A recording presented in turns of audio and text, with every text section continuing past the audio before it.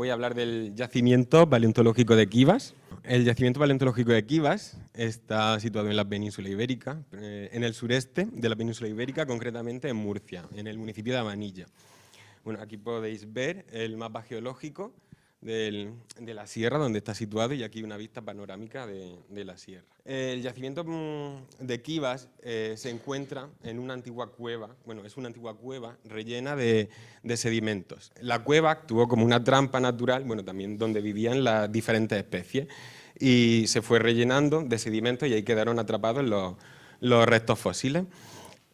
Bueno, aquí se han encontrado más de 90 especies de vertebrados, incluidos nuevos taxones. Bueno, aparece de todo, rinocerontes, almizcleros, macacos, que es el yacimiento con más macacos de toda Europa.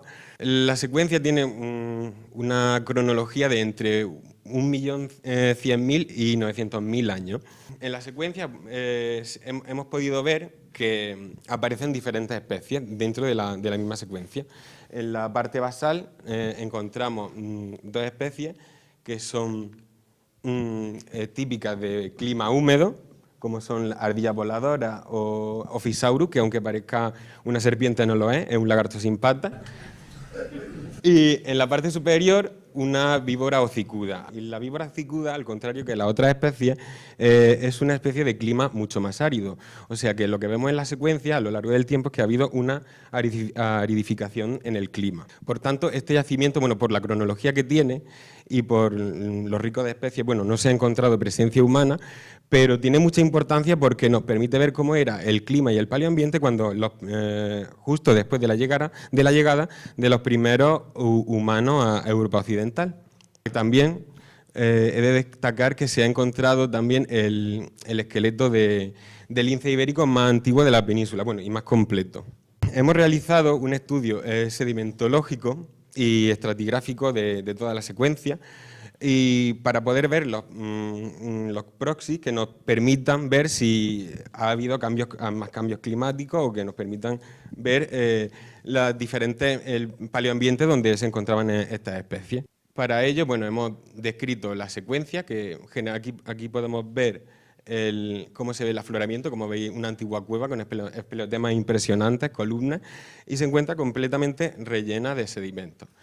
Esta secuencia la hemos dividido en diferentes unidades y hemos muestreado esas unidades para hacer análisis granulométricos y de composición mineralógica. Los análisis granulométricos lo que hacen es medir el tamaño de grano del sedimento y los mineralógicos, los diferentes tipos de minerales que compone el sedimento. Bueno, aquí tenéis un ejemplo de cómo se ven los minerales en el microscopio electrónico. Lo que hemos visto es que al plotear todos estos datos en la secuencia y en las diferentes unidades, hemos visto que hay diferencias sobre todo en la cantidad de arcilla, la cantidad de cuarzo y la cantidad de carbonato, bueno, ya sea carbonato magnésico o carbonato cálcico. Además, en algunos niveles aparecen minerales como la halita, o sea, sal, y yesos. Esto lo que nos está diciendo es que, claro, si el carbonato cálcico, la caliza, ¿no? Esta región, la mayor parte de los relieves son calizos. Con la caliza, cuando llueve, se disuelve, como todos sabéis, pero claro, la caliza no es solo carbonato cálcico, tiene una pequeña fracción de materiales insolubles como son el cuarzo y la arcilla. O sea, cuando llueve mucho, se disuelve mucha roca caliza y en los suelos queda acumulado mucho cuarzo y mucha arcilla.